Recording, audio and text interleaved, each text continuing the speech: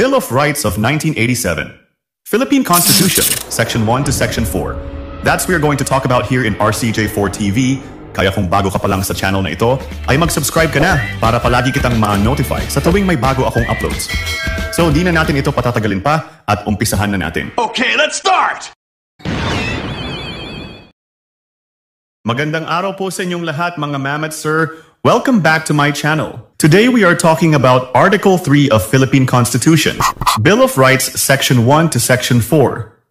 So tungkol saan nga ba ang Bill of Rights? Ang Bill of Rights under 1987 of Philippine Constitution ay tumutukoy sa pagprotekta sa mga pangunahing karapatan at kalayaan ng bawat tao laban sa pang-aabuso lalo na mula sa gobyerno. Poprotektahan ka nito para hindi ka basta-basta maaresto, saktan, mawala ng mga ari-arian o malimitahan ang kalayaan mo. Tutulungan ka nitong maging malaya sa pagsasalita, mag-isip, magsulat at magagamit mo ito para ipagtanggol ang iyong sarili.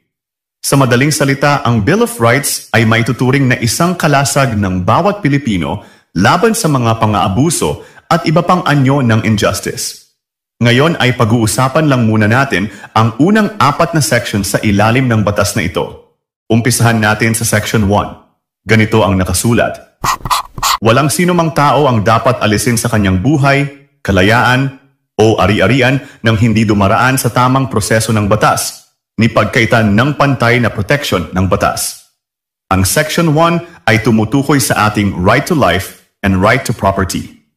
Sa ilalim ng section na ito, hindi ka basta-basta pwedeng patayin, ikulong, o kunan ng ari-arian nang wala sa tamang proseso ng batas.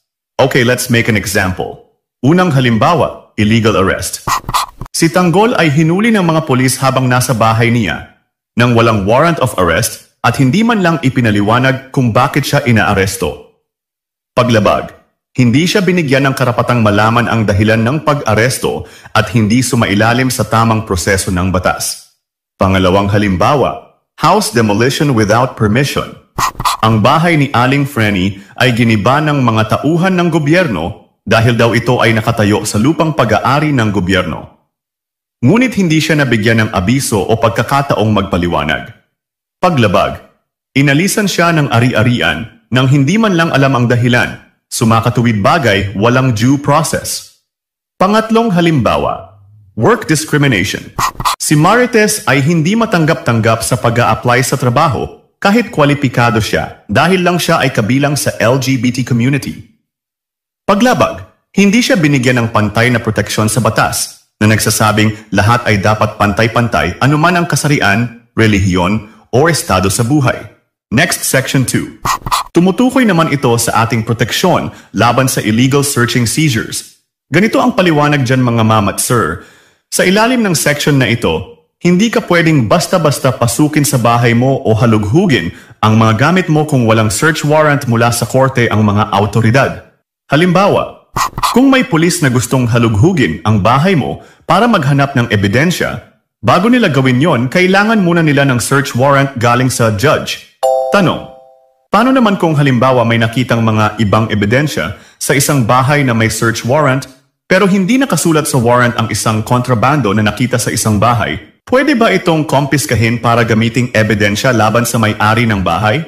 Ang sagot is hindi. Ito ay maibibilang lamang sa tinatawag na fruit of poisonous tree. Ganito po yan mga ma'am at sir. Kung ang ebidensya ay nakuha sa pamamagitan ng illegal na paraan, halimbawa, illegal search o walang search warrant o hindi nakasulat sa warrant pero kinumpis ka ang isang hinihinalang ebidensya, ang siste kasi ay hindi pwedeng gamitin ang ebidensyang nakuha kapag wala sa tamang proseso ang pagkakuha nito. At hindi lang yan kung magkataon na mangyari ang pagkuha ng ebidensya sa illegal na paraan. Ang lahat ng ebidensyang nakuha ay pwedeng madamay or mawalan ng bisa. Ganito ang epekto ng fruit of the poisonous tree.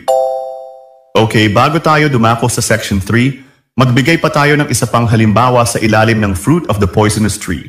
Halimbawa, kung ang pulis ay pumasok sa bahay mo nang walang search warrant tapos nakakita sila ng mga nakatagong droga at mga unlicensed firearms.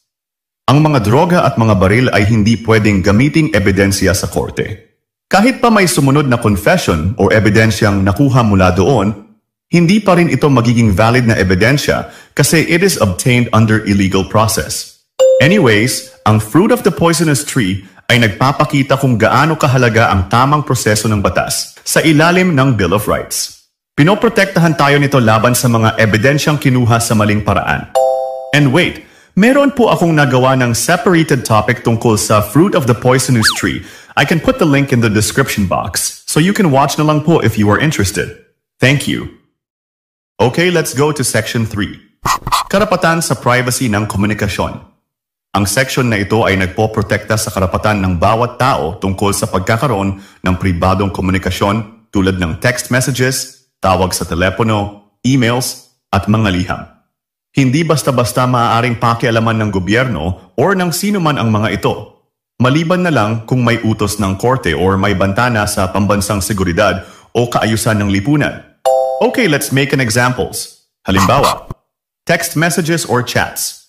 Hindi pwedeng basahin or i-monitor ng pulisya ang iyong mga private messages sa iyong mga social media accounts gaya ng Facebook kung wala naman silang court order. Kapag ginawa nila ito ng walang pahintulot, ibig sabihin lumalabag sila sa batas. Pangalawang halimbawa, wiretapping. Hindi pwedeng pakinggan o i-record ng sinuman ang iyong phone calls nang walang legal na authorization. Ayon sa anti-wiretapping law, ito ay maituturing na isang krimen na lumalabag sa privacy ng isang tao. Pangatlong halimbawa, evidence is inadmissible.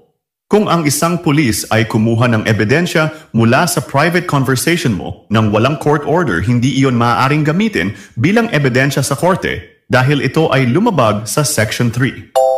So ano ang mangyayari sa ebidensyang nakuha?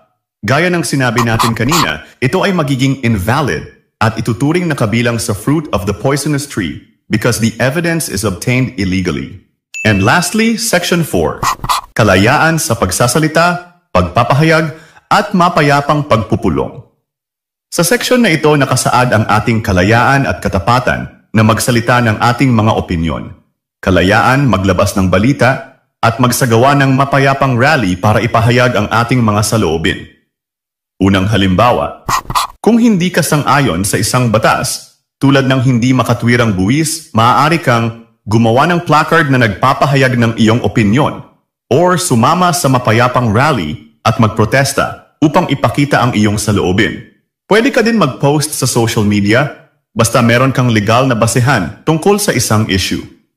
Pangalawang halimbawa, kung may issue sa komunidad ninyo, tulad ng katiwalian sa lokal na pamahalaan, pwede kang magtipon kasama ang ibang residente para sa isang mapayapang pagtitipon. Dapat din sumulat ng petisyon upang hilingin sa pamahalaan na maaksyonan agad ang isang issue sa komunidad. At pangatlong halimbawa, kung ikaw ay isang mamamahayag, may karapatan kang magsulat ng balita, magbigay ng opinyon, or komentaryo tungkol sa mga pangyayari sa lipunan. Anyways, kahit critical ito sa gobyerno, ito ay papayagan pa rin basta totoo at may legal na basehan. Tandaan, ang karapatang ito ay may limitasyon din. Hindi ito dapat gamitin upang maghasik ng karahasan, magpakalat ng maling impormasyon na makakasira sa ibang tao o magsagawa ng gulo sa publiko. Kailangang manatiling mapayapa, makatarungan, at makatao ang paggamit ng kalayaang ito.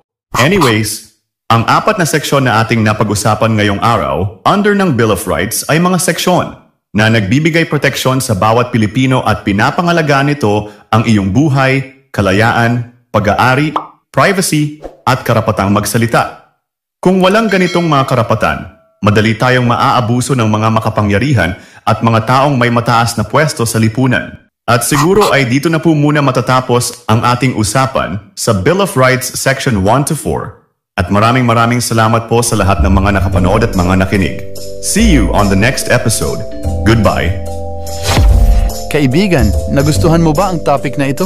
Sana ay may natutunan ka ngayong araw. At kung nagustuhan mo ang video na ito, ay maraming salamat sa iyo. At kung gusto mo pa ng mga videos na kagaya nito, ay mag-follow, like, share at subscribe ka lang dito sa aking channel at page upang patuloy kitang ma-notify sa tuwing may mga bago akong uploads.